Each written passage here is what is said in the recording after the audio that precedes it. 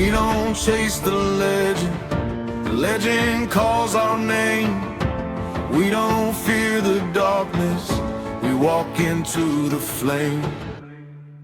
Olympic Sasquatches, beyond the tree, where the wild truth echoes on the mountain breeze. Hear the thunder roll, something ancient's watching from the forest soul. We go beyond the fair, beyond the tracks that disappear, beyond the stories, beyond the sound. Olympic Sasquatches and beyond.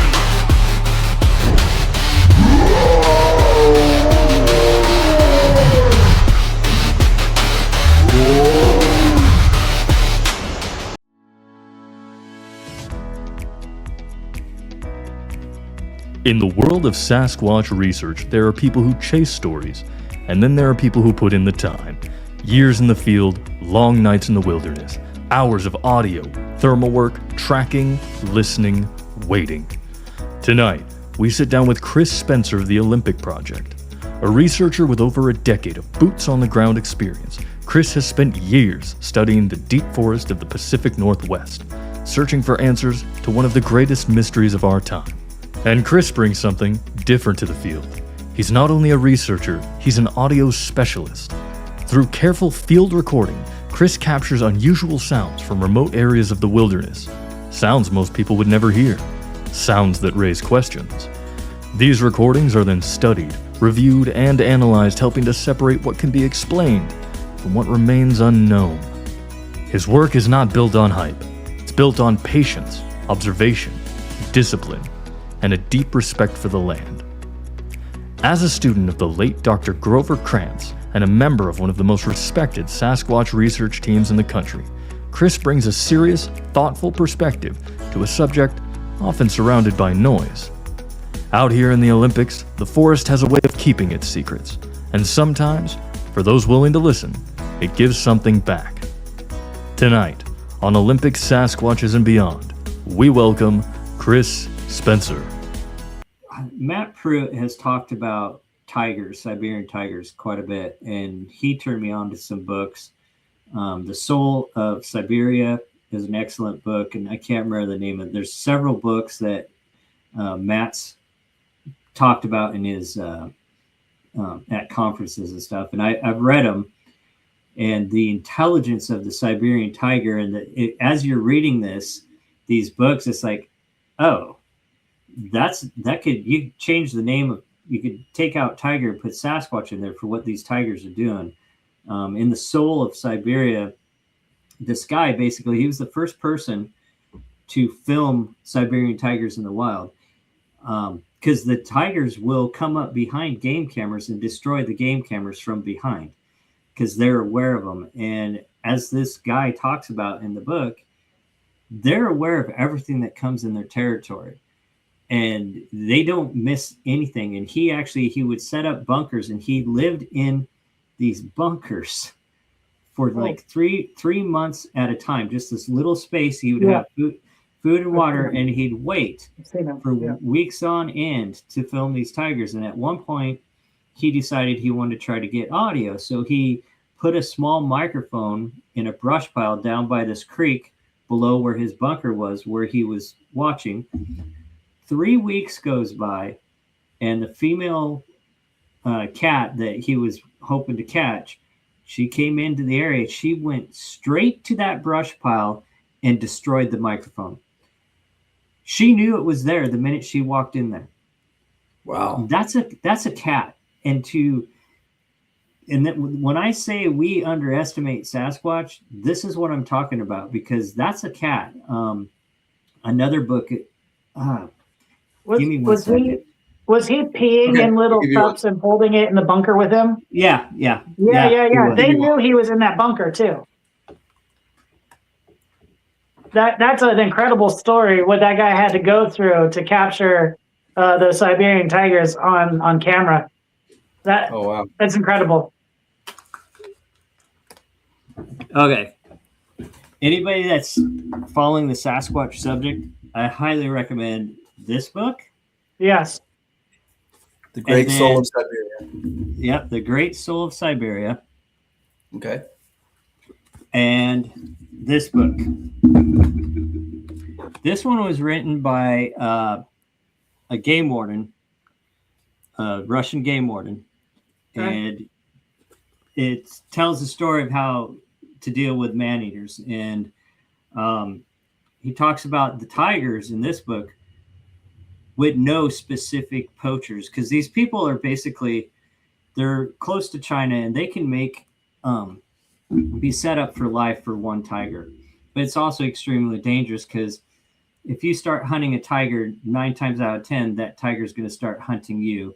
And the tigers keep track of the different hunters. And he has a story in that book where a poacher had set up gun traps. So they're traps that would set off a firearm.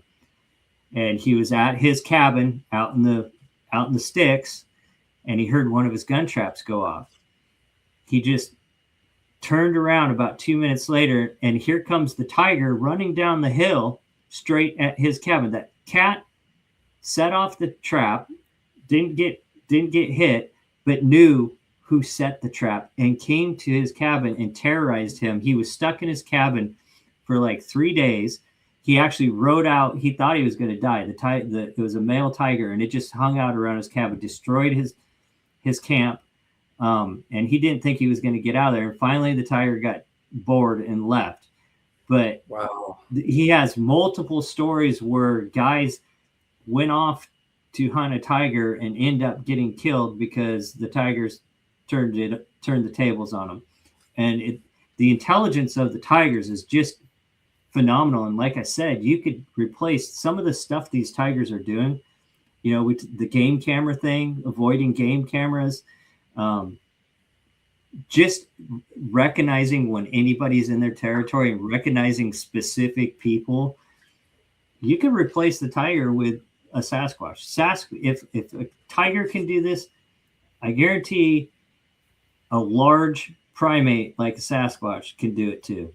And there's even bonobos. They avoid game cameras. I actually was on a conference call a couple years ago where a French primatologist was talking about how they were using SM4 audio recorders to track the bonobo movements, because it was easier, because they could track their sounds easier than they could get pictures of them. So I'm not the only person using audio out in the woods. Actual biologists and primatologists use audio because it's more effective than game cameras. Because, as long as the animals are making sound, they're there. Whereas a game camera, you have a very small space, and the animal has to walk right in front of it. So there's animals in areas that you may never get a game camera picture of them, but they're there. And that kind of leads why I'm working with Kirk and Nathaniel with the thermal project, because I'm just a grunt. I help service and I help review the thermal captures, but Nathaniel built these cameras, and because they're based on motion detection, but they're based on the heat signature caught by the thermal, you can capture an animal 200 yards out. As long as you can see, that thermal can see it, it's going to pick up a heat signature and it automatically starts recording. And we have captures of cougars and bears and all kinds of animals that were 100 plus yards from the cameras. You can't do that with a game camera. These things are homemade? Yes, they're made by Nathaniel. And actually, they're looking at patenting it. There's a couple designs online as well that Matt and I were looking at. Yeah. Yeah. But you got to make them. These are like next level. These are so I told a little bit off camera when we were trying to get the audio to pull up and play. Because my experience there in Quinault, I had Mel Scahan reached out to another person. I'll tell you later who that person was, but that person put me in touch with Nathaniel and Kirk, and they called and they wanted to come set up cameras, but there was a problem with the tribe trying to get it. They wanted that permission from the tribe because these cameras, and I'm not going to go into any details because like I said, got some pretty incredible stuff that they're doing, but they didn't want to risk the tribe confiscating these cameras. And so that was the issue there. Otherwise, if we could get permission, we would, have obviously utilized them. So there is a. Oh, I was just going to say, so this has been kind of Nathaniel's little brainchild. I've known Nathaniel since 2017, and he helped me set up my homemade long-term audio recorders. But we'd always talk about someday the tech's going to be there where we could set up thermal cameras to do what we're doing with our audio. It just wasn't there then, and technology is advanced, and finally, we're good friends with Bart Patino, and Kirk and Nathaniel and Bart. Bart decided to fund some cameras, and they started working on this about 2.5 years ago. And a little bit over that, 2.5, 3 years ago. And they built their first gen cameras, and they're actually Nathaniel's working on a couple new setups now that'll go longer, but that was the whole thing. They're extremely expensive, and you need a tech whiz like Nathaniel to put it all together, to get the camera, because you got to get the camera and everything to talk to each other and do what it's supposed to do. But so they brought me and Rebecca. They asked me and Rebecca to join them 1.5 years ago. So me and Rebecca have been helping them for the last 1.5 years. And like I said, I know how to put a new battery on one and put an SD card in one and review, but I don't know anything else. So, but in the meantime, I have some of my own personal handhelds, and I actually made a little video. It's on Study Sasquatch if anyone wants to watch, where I got a 50,000 milliamp hour power brick, and the pulsars I have the Axion Pro 35s. I can power one of those in an ammo can for about 4 days, and that's recording nonstop. It's got enough memory that it'll record for 4 days, and I use those around camp a lot. I put those out. I try to make them part of our camp, so if something approaches. The problem with those, because they're the handhelds, they don't have a very wide field of view. But that's kind of what I do when we go out camping, and what I started doing is putting out as many handheld thermals as I can and powering them off these power bricks. Anyways, I didn't mean to go on a tangent there, but what's exciting to me about those cameras? When I was talking to them, he sent me a clip, I think, or maybe it was he directed me to their YouTube page. But anybody that hasn't seen the channel Study Sasquatch, I highly recommend go check it out. It's a lot of really good stuff there. But with game cameras, and both of you can kind of confirm this, but like elk notice game cameras, bears notice game cameras. With these cameras that they're working with, they're less noticeable, it seems like. But I also seen where they've had some level of success at capturing the target that they were wanting to capture with these things. Still, is that correct? Wasn't there like a video once, a thermal? So last year, Kirk went over to Eastern Washington. A friend of ours, Shane Hamry, has a hunting area over there, and Kirk went with him. And we can't say it's not a hunter, but they captured a bipedal figure. I can't remember the distance. It's probably 100 yards walking up a hill. And it was odd. And Kirk did a video on it. They did a recreation, and it's hard. I know where you're going with this. It gets naked. For all intensive purposes, whatever's walking up the hill doesn't appear to have clothes or a backpack on it. And the guy that they used for recreation, you could tell he had clothes and a backpack on. But it was quite a ways away. But still,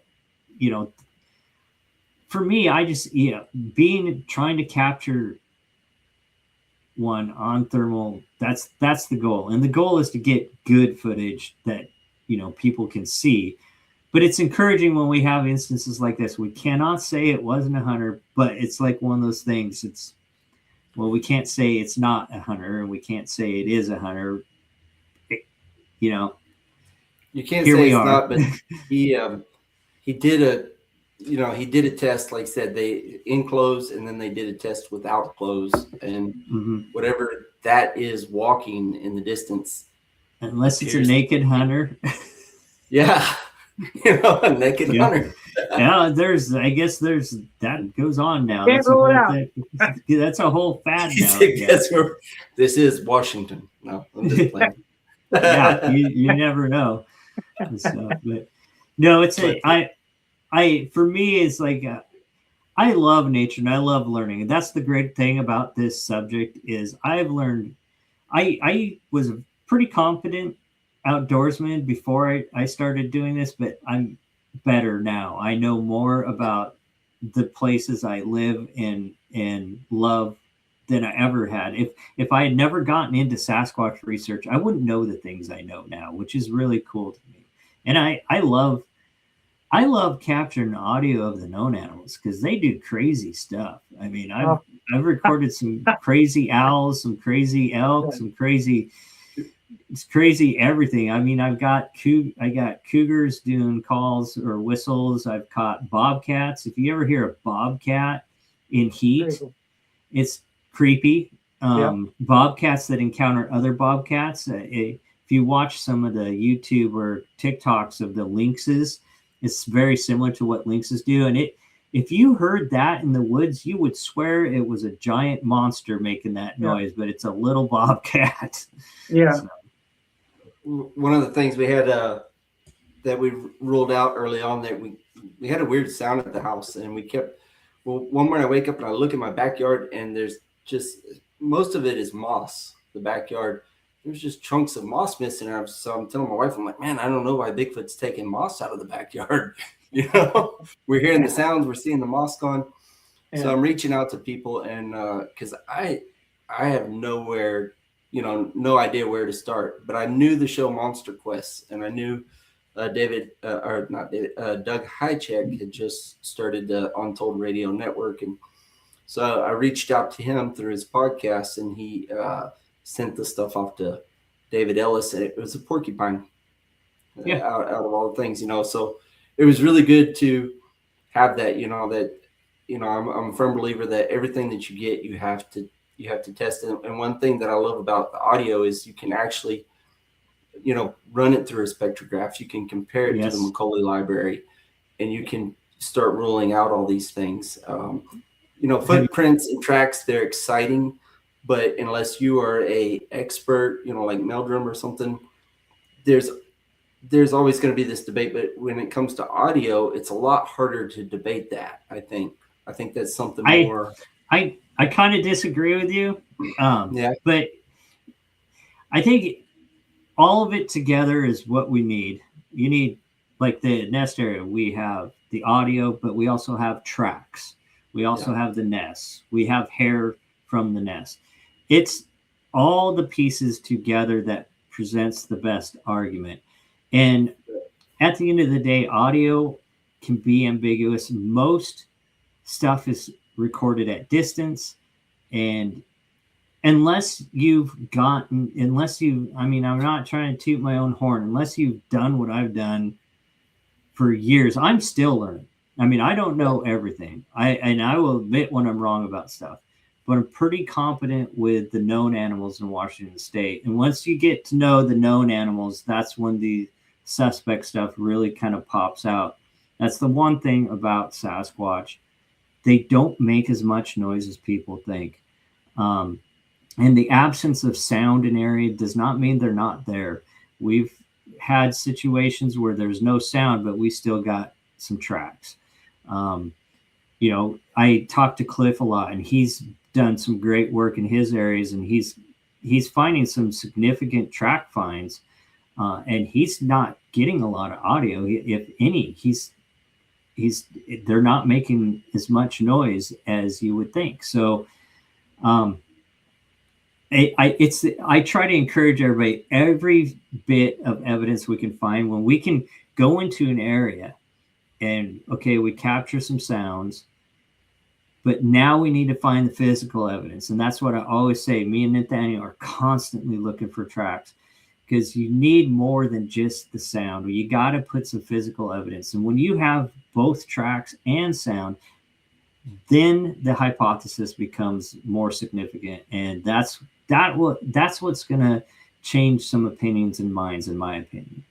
So, yeah. No, I wasn't saying that to dismiss the track and stuff like that. I was just saying the audio for me is a little bit more the pinnacle. Exciting, yeah, you know, because the tip of the spear. Yeah, I can it's find exciting. A track, yeah, but the audio, I get it, and it's always really cool when you do capture something on audio. It's like, yeah, you know, it's exciting, because tracks are hard to find. On average, I maybe find 1 or 2 tracks a year. And before I started, I hardly ever found them. I know what to look for now, but that's the thing. I'm putting myself in areas where we're pretty confident these things are moving a lot, and so they don't step where we want them to step. They don't travel the paths and the game trails the way other animals do. And yeah, they will utilize old roads and stuff, but if there's a lot of people around, my opinion is they're absolutely aware of their tracks. And actually, back to the tigers are aware of their tracks, and they will step in places so nothing can track them. So I have no doubt that there's a reason we don't find a lot of tracks, and a lot of the tracks we do find are kind of messy because they're not stepping where we want them. We want them to step in that perfect substrate, and they never do. I mean, very rarely do you get a really good track with toe definition. I mean, most of my favorite tracks, you got a good heel, maybe 1 or 2 toes, and their feet are so flexible. They can, as Cliff taught me, they'll dorsal, where they'll have a couple toes extended up. Their toes are flexing in different directions as they're stepping, and so you may only capture 1 toe in that track. So because their feet are so flexible and flat, they really don't, unless they're moving at speed and really putting a lot of weight in. And I think they're sneaking a lot. They're not going to leave a huge track. I mean, impressions, especially in Washington, in the Duff, if you've been out in the forest, like, you're just not going to leave tracks. So. Yeah. It's very hard. That's one of the things that impressions. When I tell my stories about my own experience in Quinault, I always tell people it's impression, because there's always a difference between impressions and tracks. And it seems like we find impressions more than we did that good track. That in the 4.5 years that we were there, I maybe found 3 altogether, what I would call a good track. The rest were just impressions or scuffs you could see, like toe drag or something, where where something's obviously moved through the vegetation. Correct. And that's the thing, the vegetation pops back quick. So unless you're there very recently from when they moved through an area, it's really hard to pick up on it. Yeah. So, I mean, the audio, that's exciting stuff, but like, what other stuff have you actually had any other more experiences while out in the field recording? Oh, yeah. At least once a year they come in close to camp and knock or vocalize. When I was doing the study in the nest area, me and Rebecca were going up to the nest area, at least once a month, sometimes 2 or 3 times a month. And that's the other thing. These guys, they get to know you. They recognize us. But we had a number of instances where me and Rebecca and Shane would be in there, and we'd have whoops go off around us or knocks, and and stuff in the middle of the day. So that's the other thing. You're just as likely to have, if you're in an area that they consider theirs, you're just as likely to have something happen as you are in the middle of the night.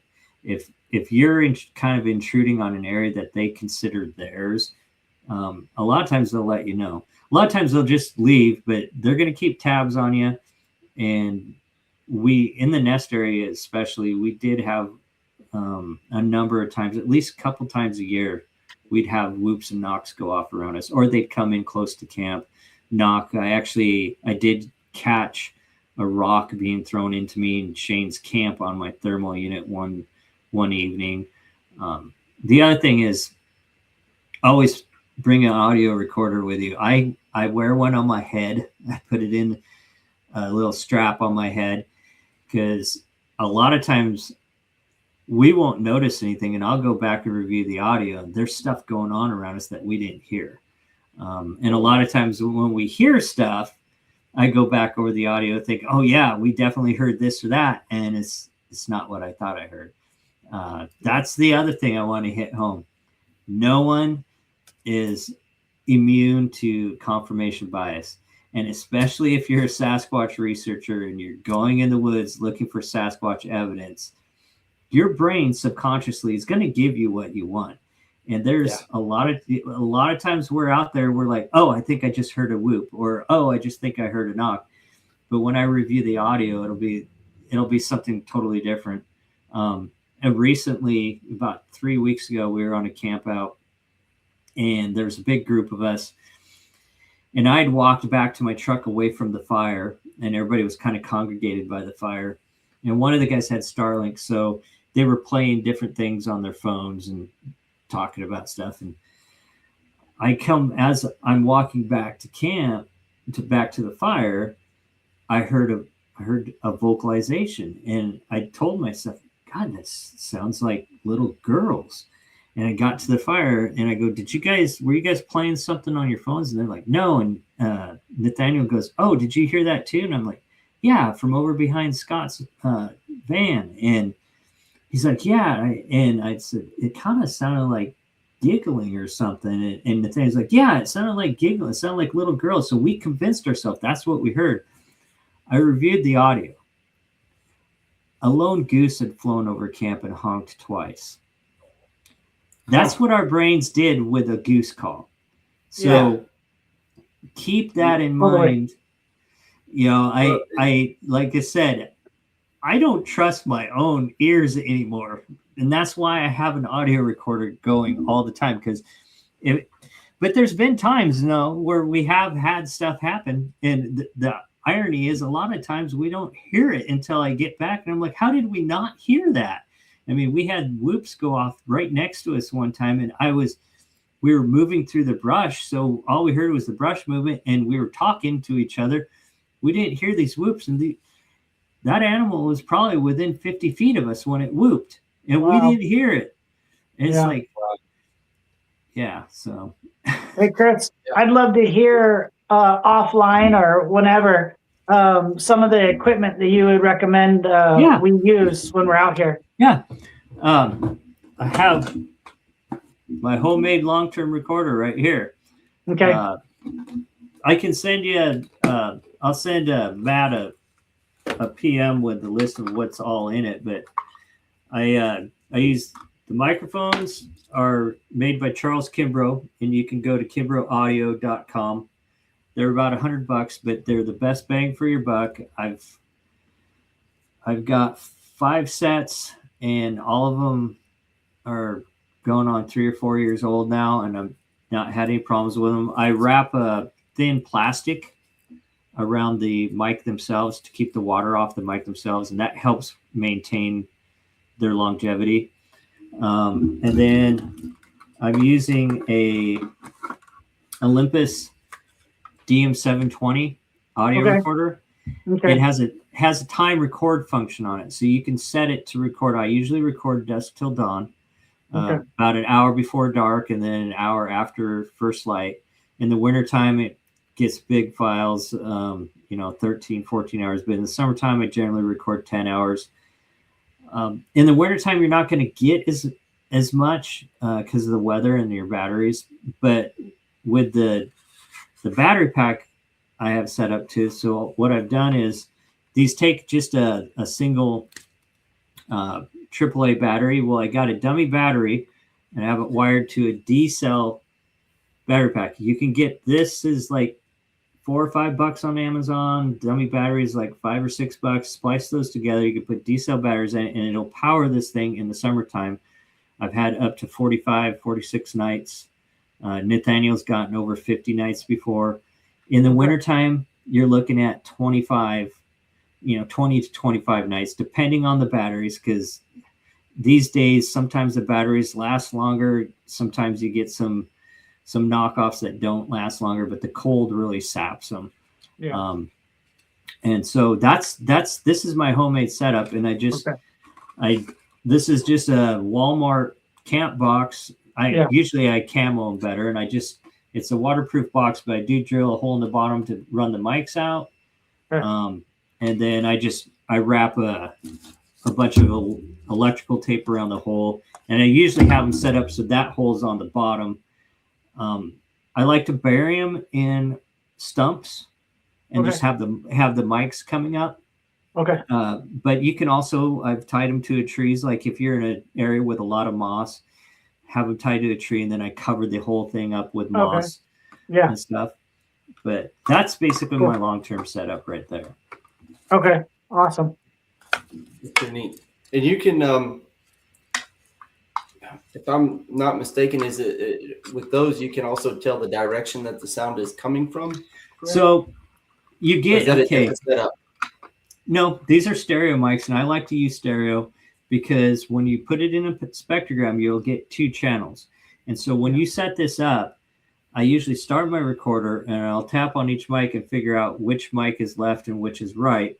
And then when I put it in to the spectrogram, it'll give me a right channel and a left channel. And the strength of the signature will show up stronger on one or the other. And if I know the area and I hear, oh, it's coming from the right, so that was west, I take note of which direction I have my mics pointed. It's coming from the west. Well, over the west, that's that one ravine. It's coming from probably over in that one ravine. Yeah. It's not going to give you exact coordinates, but that's the other thing. Get to know your area. Hike a lot in that area. Get to know the terrain and what's there. Is there a marsh there? Is there a specific food source there that they're going to key on? And you'll find that with your mics, oh, that's coming from the marsh area, so they're over in the marsh. And then you go over there and look for tracks. It's not perfect, but it helps. So yeah, it's a method to the madness, kind of. Yeah, you try. All we can do is try, man. That's the thing. Just always trying to think out of the box. Nathaniel's always coming up with harebrained ideas, and sometimes they work. So yeah. What is the most bizarre thing that you've heard that is suspected to be Sasquatch sound? In 2016, a friend of mine was telling me he was hearing stuff happen around his house. It was the winter. It was around December. And he had told me, and this was outside up, I don't know if you know where Toutle, Washington is. He lived on the outskirts of Toutle, and it butted up against Weyerhaeuser property. Well, he'd told me, I think it was actually in November, he's like, I'm hearing knocks, and I kind of blew him off. And finally he's like, you need to set an audio recorder up out here. And he was living in a fifth wheel on another friend of ours property, and our other friend had a 12-year-old and a 4-year-old at the time that played outside a lot. Well, right across from his house was a cedar marsh, and there's some big cedar trees there. Well, I threw audio out there because he was saying he was hearing stuff, and sure enough, yeah, he was. There was some knocking going on, the first recording I looked at. And then I want to say it was January 1st or so. I set it up. You hear me set up the audio recorder. and it was snowing out, and I left. About an hour and a half later, there's some knocks coming from this cedar swamp area. And then there is these two high-pitched whistles that I can't whistle. They're like, whit, whoop. It's definite faux speech. It's Sierra Sound stuff. And when I heard that, I was like, I know that's not my friend. And, that time of year, it was dark out and it was really crappy weather. I know none of them were outside, and whatever this was really close to my recorder.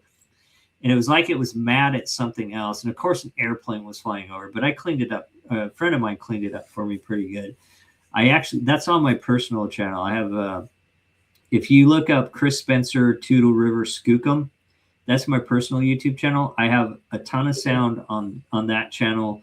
A lot of it's known animal sounds, because I'm trying to educate people on what known animals do. But I do have, that's Mr. Grumpy Pants. That's what I named it. Hello, everyone. I'm going to talk about two vocalizations in this looped clip. The first vocalization comes from an area I call T1, and that was recorded in 2016. The next vocalization right here was recorded in area X1.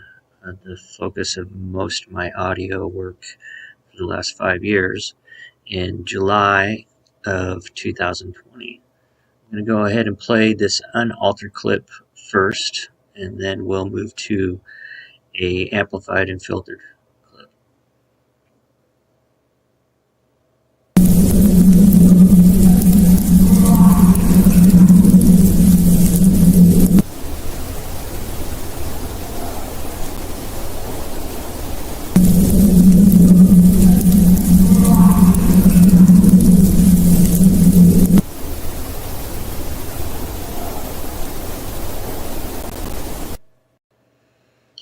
Okay, I'm going to move screens.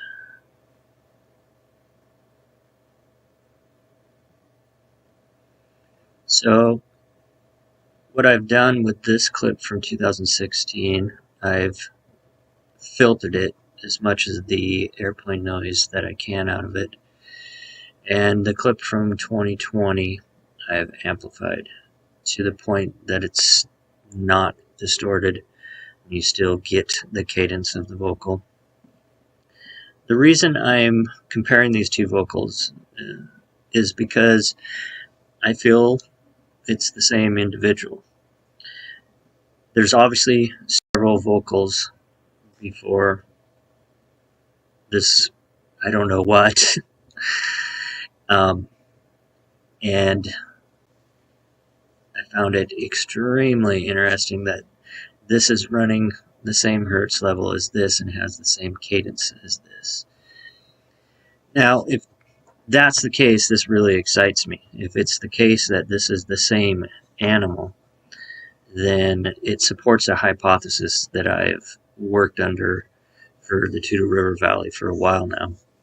And that is basically that our target subjects move up and down in elevation with the changing seasons as food becomes available, and with the snow level. Area T1 is about 30 miles from Area X1, and if you were to walk, and at about 1,800 feet lower in elevation. This vocal was recorded in January 3rd at 7:37 p.m. This vocal was recorded July 25th around 10:30 p.m. If it is the same animal, then these two audio clips support my hypothesis. What's interesting about the 2016 vocalization is I was contacted in November of 2015 of possible activity on this particular property, and I started recording there, and sure enough, I captured quite a few vocalizations and percussive sounds, including whoops, and another vocalization I will talk about in another video. Let's go ahead and listen to this amplified and filtered clip.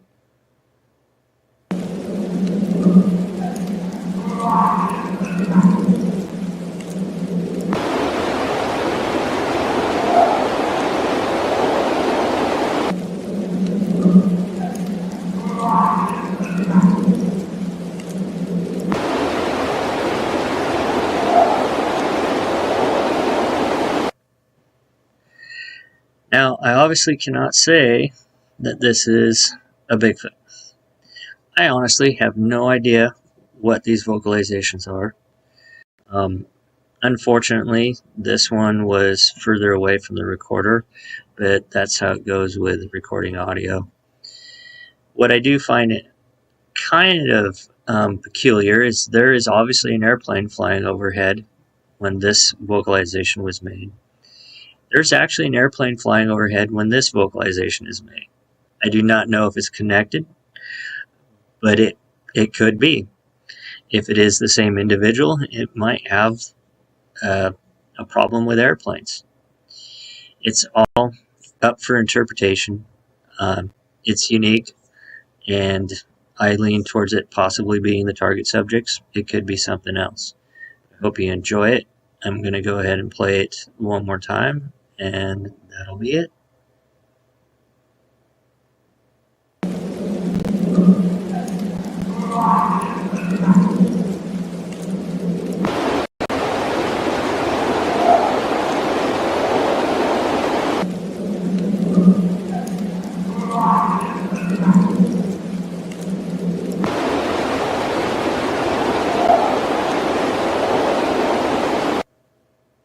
Thanks for watching.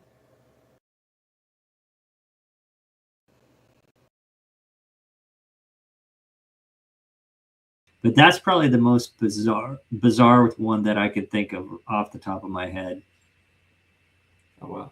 Yeah, I didn't know you had your own YouTube channel, so that's pretty cool. We'll put the link down in our description so people can go and check out your stuff as well. So super cool. That's when you hear knocks on audio, say, because I know there's going to be skeptics. In this case, you had the vocals to go with it, but when you have knocks, what sometimes sets those knocks aside from just, say, branches slapping amongst one another that would make you think, okay, this is something different? That's a hard one to articulate.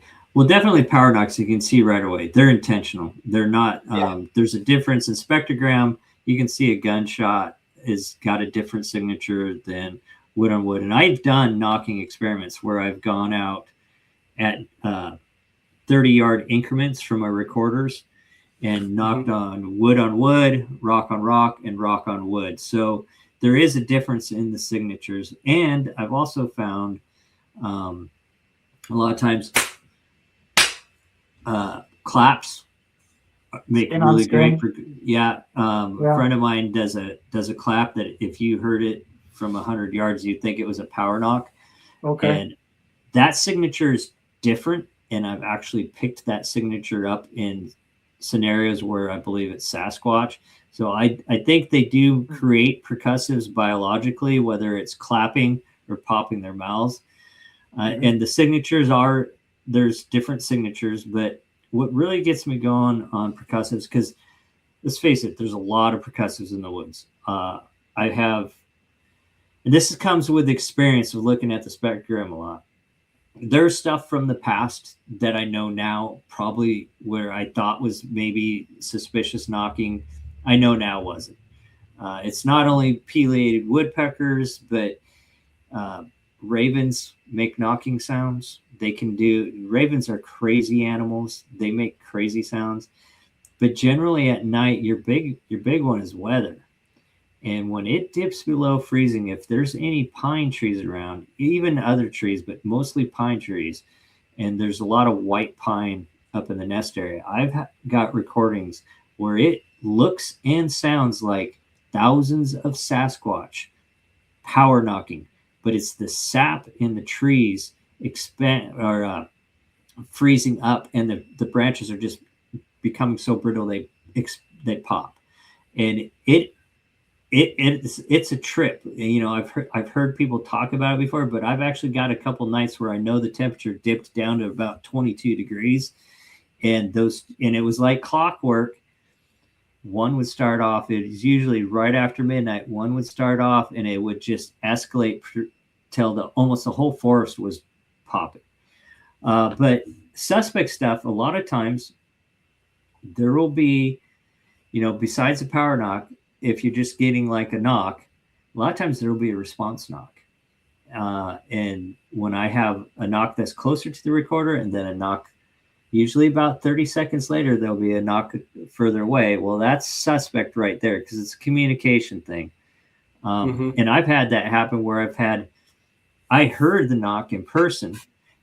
What I didn't hear was there were two response knocks that were further away that I could see in the spectrogram. I could hear on my audio recorder, but I didn't know at the time. I just heard the first knock. So when you have response knocks, and actually a lot of times when they do knock, it's hard to see, but a lot of times there are whoop responses. There's a lot of occasions. My gold standard for percussive is to get a vocal with that percussive. If I don't have any vocalization with the percussive, I don't write it off. I'd still take note of it. But as far as degree of how much I trust that being our target subjects, it goes down. You know, I just keep that in mind. But if I got a vocal, or so if I've got a 10-hour night and one comes by the recorder, power knocks, that's obviously done intentionally. Or I got a knock that's not that far away, but then maybe 4 or 5 hours later, I get a distant vocal. Well, then that makes that knock that I got earlier, okay, that's probably suspect because here he is vocalizing over here, you know, 3 or 4 hours later. It's when in that night, and I don't get a lot, but in that one night when I have multiple things happen, that's what makes the hypothesis stand for me. But if I just get like one knock, unless it's a power knock really close, a lot of times I'll write it down, but I'm not going to get super excited about it. One time, Matt and I went up to our site and we heard almost like SOS knocking. Like it wasn't like a huge clap, but it wasn't like a woodpecker where you hear the da da da da da da da da da da da. But Matt and I heard like this click click, and it almost sounded like rock on wood. And it was just like almost like Morse code. And we caught the tail end of it on video. But we heard it for a few minutes before I got out and, you know, was able to record any of it. But that was the most interesting knock that I've heard, and Matt was right there to hear it.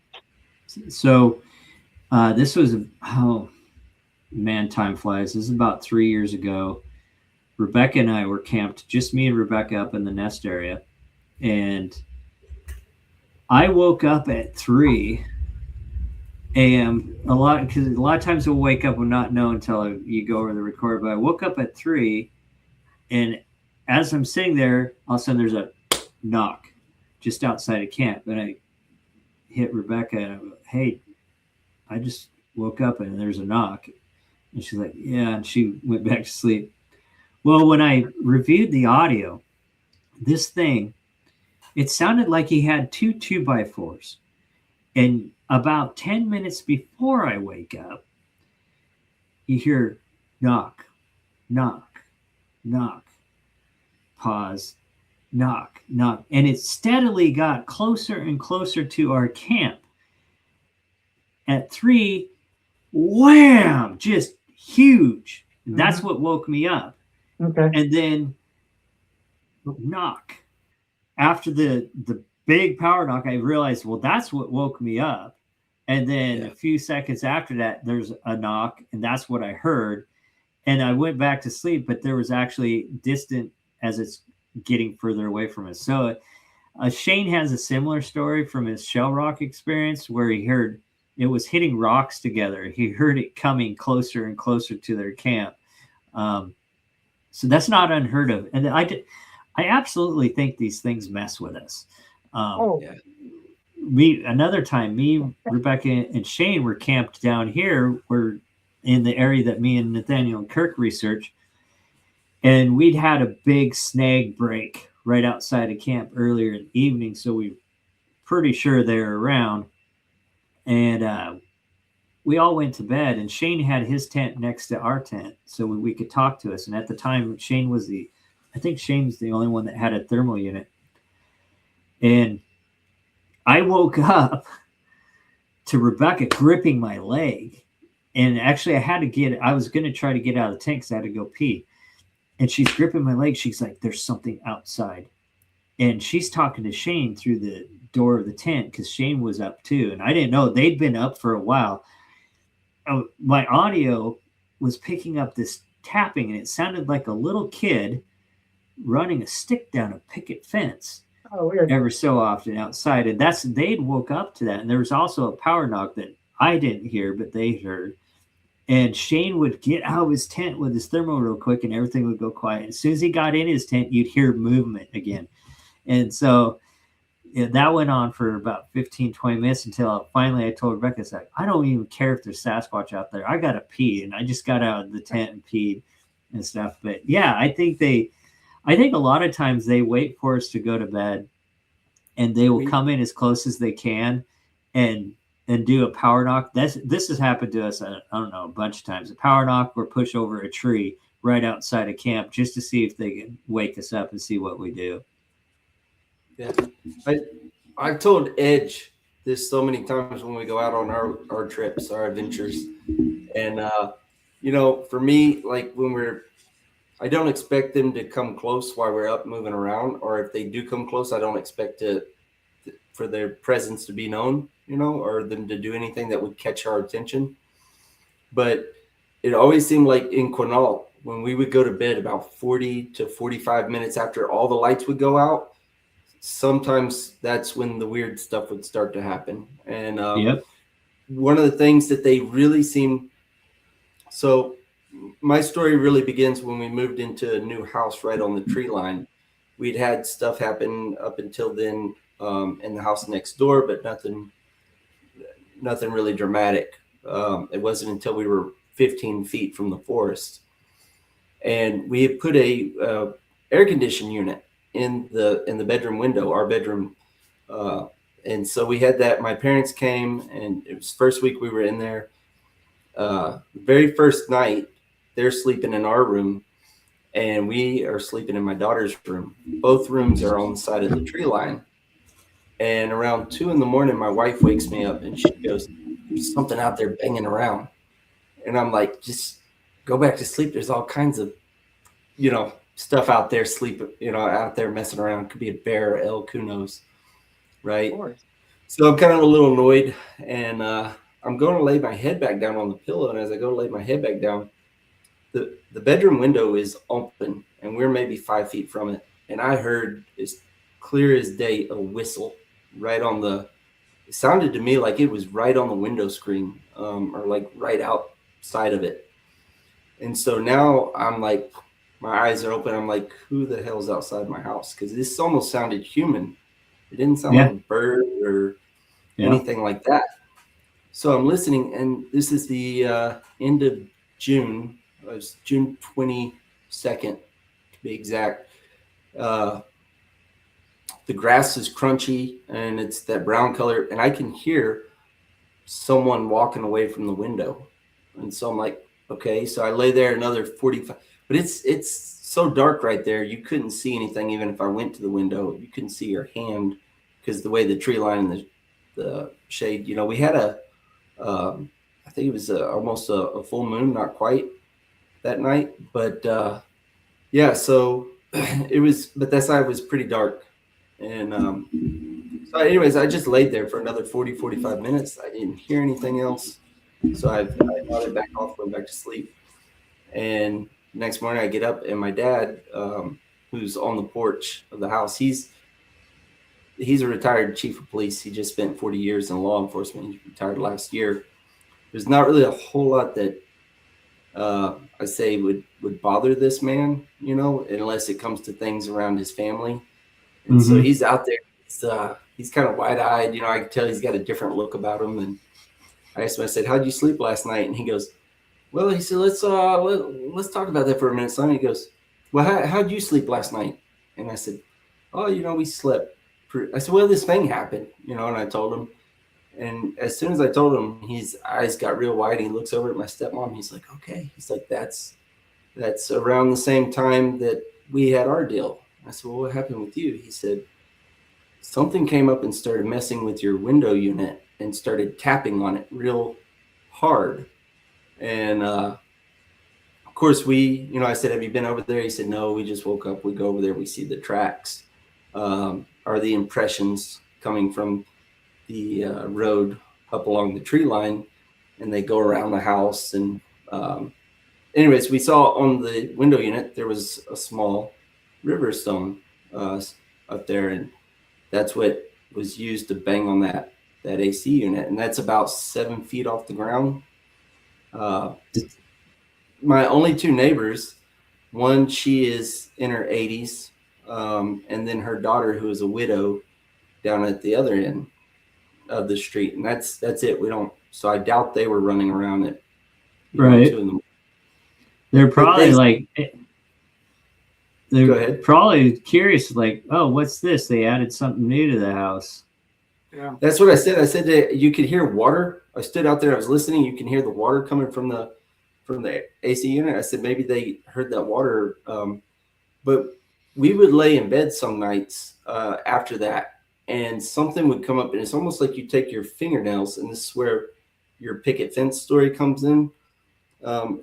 I would hear what sounded like something raking its finger. You know that plastic that you stretch out on either side? It would sound like they were just, like it was just messing with that back and forth, but it'd be, you know, it would be real noticeable. It wouldn't be like little taps or anything like that. It would be like, Right. you know. And of course, my wife, she's like, at that time we'd already captured the Ring camera footage, and she's like, are you gonna get up and tell it to? I'm like, I'm not doing shit, lady. That thing's tall, you know. Yeah. She was 8 months pregnant at the time, and that, I think, played a part in why activity also picked up. So. Oh yeah, I can imagine. Yeah. No, there's something to that for sure. Yeah. I know. We would. Oh no, go ahead. Oh no, I know over the years, I know my wife Rebecca has probably helped inspire a lot of activity just because having her presence with us. One of my, me and Shane have both talked about it, but one of my running hypotheses for years is when you go in the woods with a group of guys, these guys are you're like a threat, you're hunters. But you go in the woods with a female with you, you're a family group, you're more approachable. And I think people with kids and a wife or females with them are more apt to have an experience than just two guys. That's my hypothesis. So. Yeah.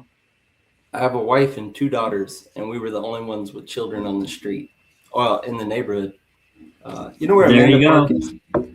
No, I don't. You know where Lake Quinault is. Yeah, I know where Lake Quinault is. So yeah, so we were right there off of Highway 101, right there on the lake. But yeah, the whistles. I always found the whistling to be interesting because, and maybe you can shed more light on this, but I always took the whistling to be kind of a warning, because I would get up to go to the bathroom sometimes around like 2 in the morning. And as soon as I flicked on that bathroom light, I would hear not always, you know, but occasionally I would hear a whistle, and then I'd hear just like something take off running heavy. And so I always looked at that. I don't know why else they would whistle, but to me, it always seemed to only occur when I surprised them. Yes, Tactical no, communication. I agree with you.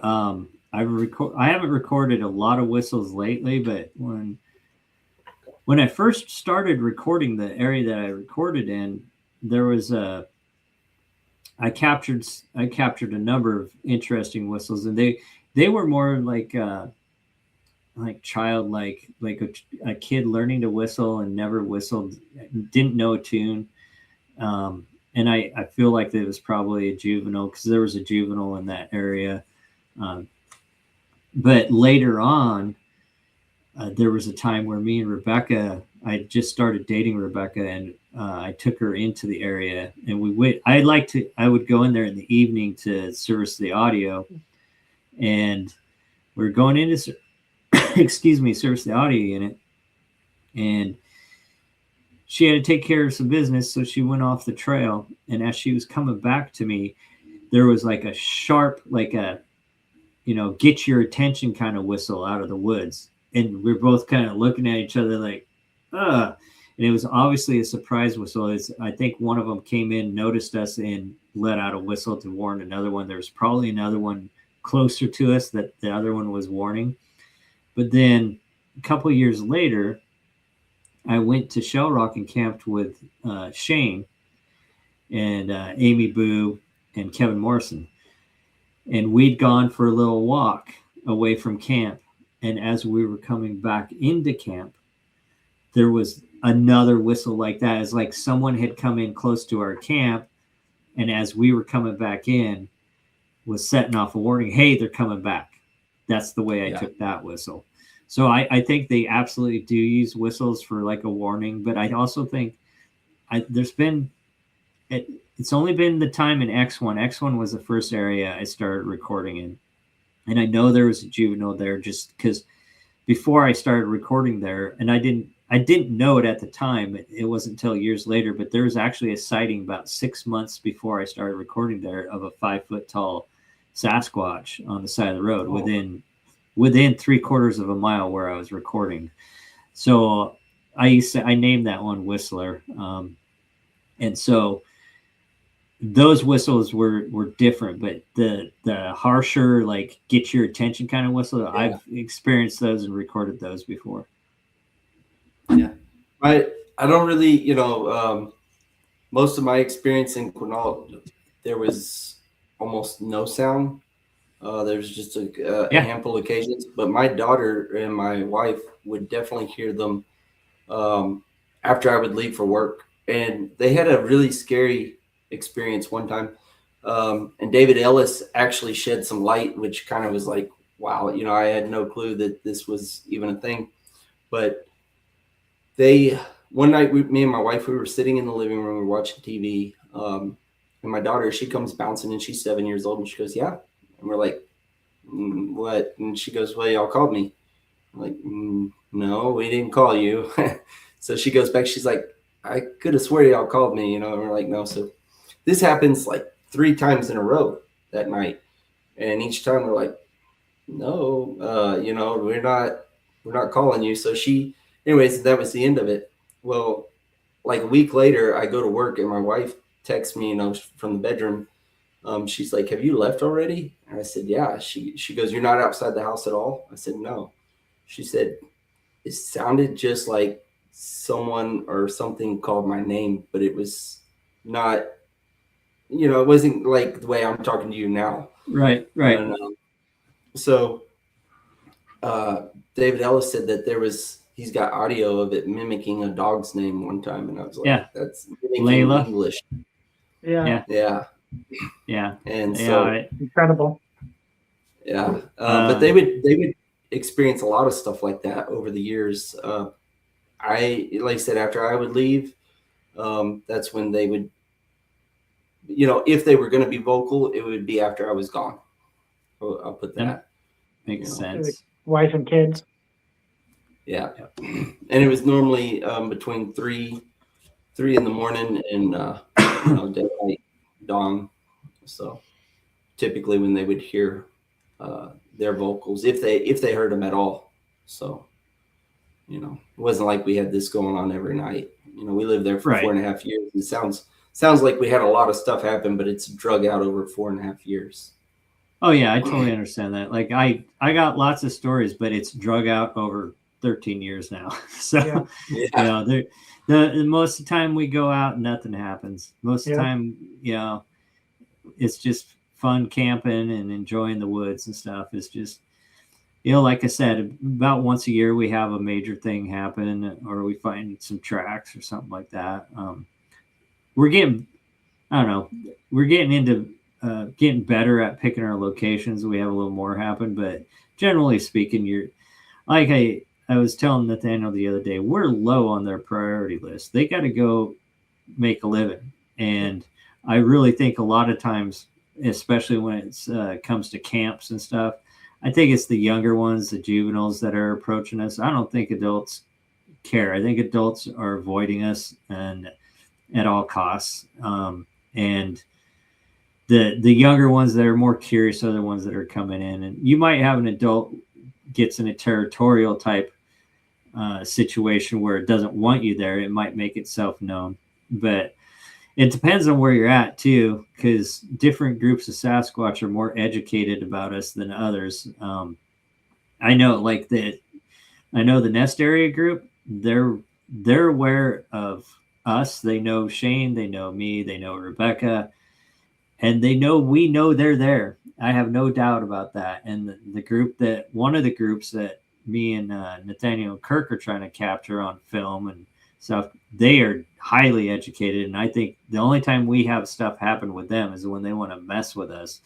I have no doubt they know us, and if they got to eat one night, they might be in the area. They'll come in and check you out. They're doing the same old again, or whatever, and then take off. I think they check us out a lot because it behooves them to know we're there and know what we're doing. But if they know us from experience that we're not a threat, a lot of times they just ignore us. It's like, oh, those guys are here again. I'm hungry. We got to go get something to eat. That darn Olympic expedition. If they get bored. Mm-hmm. So when that happens, do y'all try to change things up to response? Yeah. Oh yeah. We're always trying new stuff. Nathaniel's on a kick for playing music right now, and actually John Mininski, he talks about it's using music as kind of an underplayed tool, because a lot of times they'll come in and check out strange sounds. If you're making strange sounds in their area that doesn't sound like something they normally hear, they're probably going to come in and say, what the heck's going on here? So, yeah. I like the idea of playing music from all over, all different types of genres, and you never know, right? Yeah. So, and This I don't know. Oh, go ahead. Oh, I was just gonna say, no one's an expert. Yeah. And don't ever underestimate them. I've learned to just, when I go out, if something happens, great, but do not expect it. Because every time I've expected something to happen, nothing happens. And every time I've gone out and we're just willy-nilly doing something, just not paying attention, that's when they push a tree over, or power knock, or yell outside of camp or something. Matt calls that being the good camper. Yeah. Be a dumb camper. That's what you got to do. Yeah. He gets frustrated with me sometimes because I tell him, I got to do my thing, man. I'm not. I got to do the edge. But edge doing edge. I tell him, I say, just be a good camper, and that's for me, I'm satisfied with that. These things exist. I have no doubt. Seen them, heard them, 4.5 years, right there. And I want to be heavy on the trail. And but anytime I tried to look, anytime we would have something happen and I run out there and I try to find or look, nothing, crickets. But if I was just doing normal everyday stuff on the property, for example, we go to start up a project or something, we start using power tools, we would hear like a power knock or something from the tree line, like we scared them or something. And so I mean, and then you would go in there, and of course you might find an impression or something that kind of. One time we found a tree that was just been all beat to hell up. I got pictures. I'll send you that. That's kind of interesting looking. But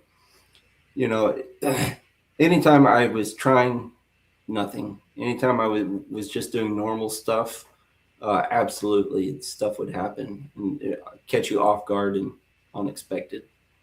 So Yep. So I just go out there. I have fun with Edge. We have a good time. And if we find something, if we come across something that's great, we'll send it forward. And if you don't mind, if we catch audio and stuff, send it your way now, and maybe you can help us, because I'm a firm believer in testing everything. Absolutely. Anytime. This has been a lot of fun, Chris. Is there anything like that you got coming up? Any kind of speaking engagements or? I'm not one to. I've done a few things, but I'm nothing this year. This year's pretty busy. But coming up here, Randall's putting on another event beyond the big. I can't remember the name of it. Oh, Nathaniel Kirk's going to kill me. Nathaniel's going to be speaking there. Shane Corson's going to be speaking there. Matt Moneymaker's going to be speaking. I think Shelley Montana Covington is going to be speaking. And there's several other people. It's actually going to be a pretty cool big event. They're going to have some thermal drones flying around so people can watch live as these different thermal drones fly over different areas. I think it's being put on by the Randall Chamber of Commerce. They should be advertising pretty soon. It's at the end of September 28th, I believe. And it's going to take place somewhere between Packwood and Randall. I think they have a venue already set up, but they haven't started advertising. But that's going to be a big thing. Me and Rebecca will probably go. We'll have baby in tow by then. But that's the big thing coming up for us. So cool. That's awesome. Yeah, we'll I could sit here and talk all night, like I said to you, about this stuff, because this is just fascinating stuff to me, and so we definitely would love to have you back on one day, and sure. Take a deeper dive, and maybe who knows, maybe me and Edge will have some more material that we can send your way, and we can maybe pick that apart, and you can tell us it was a grounds or something. No problem. So, if you will hang around just a moment, and we'll close out the show. And thanks for having me, guys. Yeah, Chris, it was a pleasure. Man, what an exciting episode that was with Chris. Hearing about the tigers and everything. I found that to be most interesting with about the stuff in Siberia and how they know, and compare that to Sasquatch research. It just goes to show that they're, we're not as, superior as we think we are in this world. So, as you know, I've modeled I know a you lot enjoyed of, it, Edge. yeah, as you know, I've modeled a lot of what I do after Olympic project, and, what they do out in the field. I want to do something similar here on my side, of the peninsula. So, having him on was, I'd like to hear from all of them, and specifically, it was awesome hearing Chris talk about his equipment and, maybe how we can incorporate some of that stuff into our field work as well. Yeah, this was a great one. I like them all, man. Everyone's my favorite one, Matt. Yeah, it was a fun episode. Yeah, real quick. I just want to reiterate, if you enjoyed the episode, you enjoyed the content, hit that like and subscribe. It really does help the channel grow. It really does help expand what we're trying to do, and do more collaborations and bring on great guests like Chris. And, again, you don't find it, it'll find you. We don't chase the legend. The legend calls our name. We don't fear the darkness. We walk into the flame. Olympic Sasquatch.